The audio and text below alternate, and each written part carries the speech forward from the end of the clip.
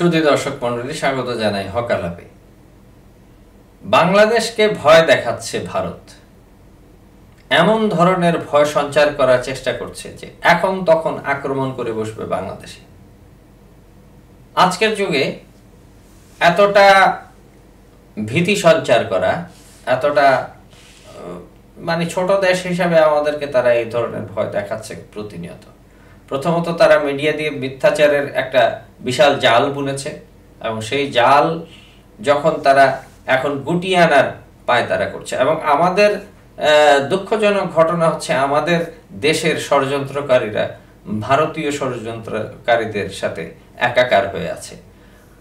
পতিত আওয়ামী লীগ এবং বিজেপির ষড়যন্ত্র, কারণ বিজেপি ব্যাপকভাবে এই বিগত স্বাধীনতা পরবর্তী সময়ে এইবারের মতো কখনোই ভারত বাংলাদেশের কাছে বা বাংলাদেশ থেকে এতটা বিচ্ছিন্ন কখনো হয়নি।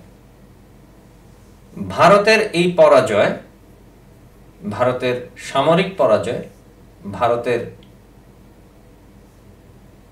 তথ্য মন্ত্রণালয়ের পরাজয় এবং পাশাপাশি ভারতীয় ইন্টেলিজেন্সের কমপ্লিট ফেইলিওর, এই বিষয়গুলো ভারতকে বিশালভাবে আঘাতপ্রাপ্ত করেছে, মর্মাহত করেছে এবং বিপর্যস্ত করছে।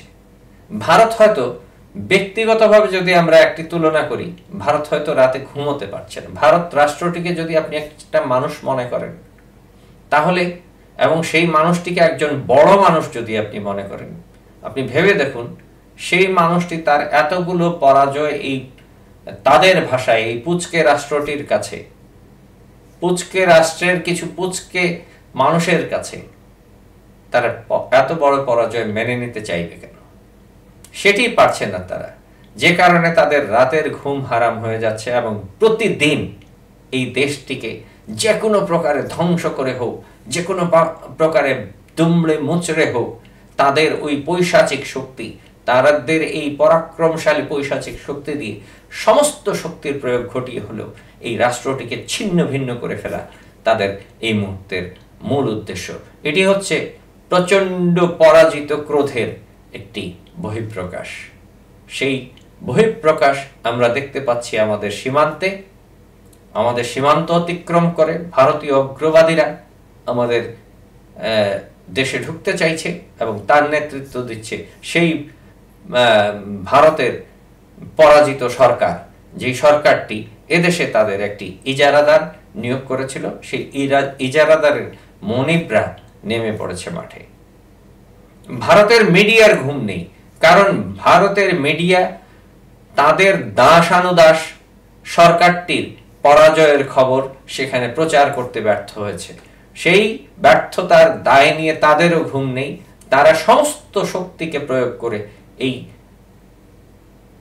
রাষ্ট্রটিকে তথ্য প্রবাহের দুমড়ানো মুচড়ানো শক্তি দিয়ে এটিকে তছনছ করতে চাইছে। তাদের সাথে রয়েছে বাংলাদেশের পরাজিত রাজাকার শক্তি, তাদের ভৃত্য, যেগুলো ভারতীয় রাজাকার হিসেবে আমরা চিনি।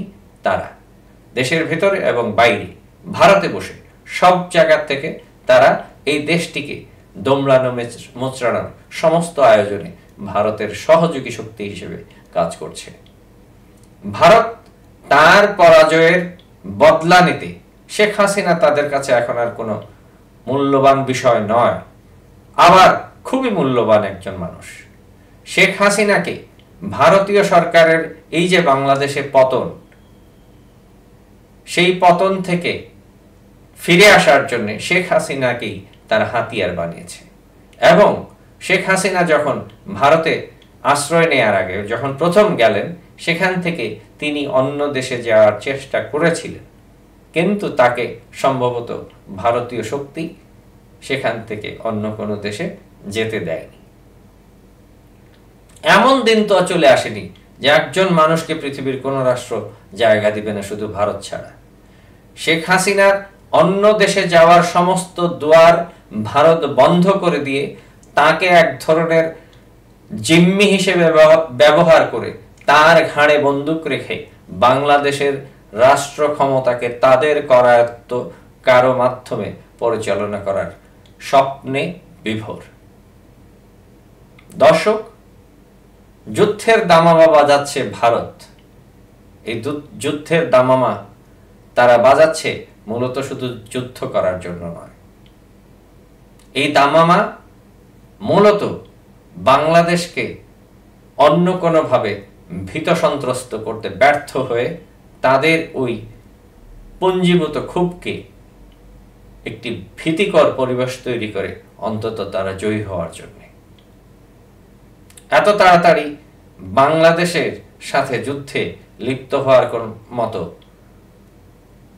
কোনো ধরনের প্রস্তুতি ভারতের নেই। কিন্তু যেটি রয়েছে সেটি হচ্ছে বাংলাদেশের সমস্ত সীমান্ত সমূহ তাদের সামরিক শক্তির বহিঃপ্রকাশ ঘটিয়ে, সামরিক শক্তির আয়োজন দেখিয়ে বাংলাদেশকে সন্ত্রস্ত করে তোলা। বাংলাদেশের এই অন্তর্বর্তীকালীন সরকারের যেইটুকু দুর্বলতা রয়েছে এবং একটি প্রায় যুদ্ধ বিধ্বস্ত অবস্থায় এই সরকার যখন ক্ষমতা গ্রহণ করে তার অনেক বিপর্যস্ততার মধ্যে এবং আওয়ামী ষড়যন্ত্র, ভারতীয় ষড়যন্ত্র, এই দেশের সংখ্যালঘুদেরকে দিয়ে ষড়যন্ত্র, এই সমস্ত ষড়যন্ত্র মোকাবেলায় সরকারের সমস্ত শক্তি বিনিয়োজিত হয়েছে এবং সে কারণেই সরকার অনেক ক্ষেত্রে ব্যর্থ হয়েছে আরো কিছু ভালো সিদ্ধান্ত নিতে এবং বহির্বিশ্বের সাথে তার সম্পর্ক কিরকম হবে সেগুলোকে মেরামত করার কোনো প্রস্তুতি সরকার নিতে পারেনি। এমনকি সামরিক চিন্তা ভাবনা করারও ফুরসত পায়নি এই সরকার, কারণ প্রতিদিন একটি ইনসিডেন্ট আমাদের সমাজে ঘটছিল। সুতরাং আজকের সময়ে যেটি খুবই জরুরি, ভারত কোনোভাবে বাংলাদেশে আক্রমণ করবে না। অন্তত যুদ্ধে যেই দামামা বাঁচানোর চেষ্টা করছে ভারতীয় মিডিয়াগুলো, গদি মিডিয়া, তারা দেখবেন প্রতিদিন এখানে এয়ার স্ট্রাইক করে ফেলবে, এই করে ফেলবে, ওই করে ফেলবে, এগুলো বলতেই থাকবে এবং বিশাল আকারে বলতে থাকবে। বাংলাদেশ তো আর উড়ে এসে জুড়ে বসেনি। এই দেশের একটি বিরাট বড় স্বাধীনতা সংগ্রামের মধ্য দিয়ে এই দেশটির জন্ম। কয়েক লক্ষ মানুষের রক্তের বিনিময়ে একটি স্বাধীনতা আমরা অর্জন করেছি। আমাদের স্বাধীনতা সংগ্রাম এখনো চলছে। আমাদের সমাজে যখনই অন্যায় হয় তার বিরুদ্ধে মানুষ সোচ্চার হয় এবং সেখানে প্রয়োজনে তারা যুদ্ধে লিপ্ত হয়। আমাদের তরুণরা এই মুহূর্তে যুদ্ধংদেহী এবং সমস্ত মানসিকতায় তারা এই দেশটাকে আধুনিক দেশে রূপান্তরিত করার জন্য সর্বাত্মকভাবে সচেষ্ট। ভারতের মতো আমরা কোন এক রাষ্ট্রের সিদ্ধান্তে স্বাধীনতা লাভ করিনি। আমাদের স্বাধীনতা আমাদের রক্তের বিনিময়ে অর্জিত স্বাধীনতা। সুতরাং বাংলাদেশের স্বাধীনতাকে মারিয়ে কোন সামরিক শক্তি খুব একটা সফল হবে সেটি ভাবা অত্যন্ত বোকামি হবে। সেই বোকামিটাই করছে হয়তো ভারত, অথবা করছে না। তারা এমন ধরনের প্রপাগান্ডা ছড়াচ্ছে, এমন ধরনের ভীতিকর পরিস্থিতি সৃষ্টি করার চেষ্টা করছে যাতে তাদের ওই সামরিক স্ট্যাটাস অনুযায়ী, তাদের রাষ্ট্রের যে সামরিক স্ট্যাটাস, সেটিকে মনে করে আমরা তাদের এই ডঙ্কা ডঙ্কা শব্দে আমরা ভীত সন্ত্রস্ত হয়ে যাই। কিন্তু বাংলাদেশ কি কখনো এই ধরনের ভয়ে ভীত হয়? বাংলাদেশ কি কখনো ভীত সন্ত্রস্ত হয়েছে? বাংলাদেশ কি 50 বছরের অধিক মায়ের পেটের ভাই পাকিস্তানকে ত্যায্য করে থাকতে পারেনি? প্রতিবেশী ভারত তো দুরাহুত। আমরা তো আমার একই দেশ বিভক্ত হওয়ার পরে সেই দেশের সাথে প্রায় 50 বছরের অধিক সময় ধরে মুখ দেখা দেখি না করেও থাকতে পেরেছি। সুতরাং ভারতের সরকার এবং ভারতের মানুষ যদি মনে করে তাদের মেডিকেল তাদের ওখানে না গেলে আমাদের চলবে না, এটি তারা অত্যন্ত বোকামি করবে। অনেক তুচ্ছ তাচ্ছিল্য করা হচ্ছে ভারতের মিডিয়াতে। প্রত্যেকটি ব্যক্তি যেন কিরকম কুৎসিত কথাবার্তা বলছেন। স্বাস্থ্য সেবা নিবে একটি জাতিকে এই ধরনের অপমান করা এবং হঠাৎ করে এই সীমান্তে উশৃঙ্খলতা সৃষ্টি করে মানুষকে এখানে এক ধরনের পুশব্যাকের মতো করা, এবং রীতিমতো পুশব্যাক করছে ভারতের বিভিন্ন মানুষরূপী হায়নারা। তারা তাদের হোটেলে মানুষকে, সাংবাদিককে, আমাদের দেশের সাংবাদিকদেরকে পর্যন্ত থাকতে দিচ্ছে না। তার মানে কি? ওই মানুষগুলোকে দ্রুত বাংলাদেশে ফিরে আসার জন্য বাধ্য করছে, যারা বৈধভাবে ট্যাক্স দিয়ে, তাদের ভিসা ফিস দিয়ে তাদের দেশে আন্তর্জাতিক রীতিনীতির মাধ্যমে তাদের দেশে গিয়েছেন, তাদেরকে অলিখিতভাবে পুশব্যাক করছে বাংলাদেশে।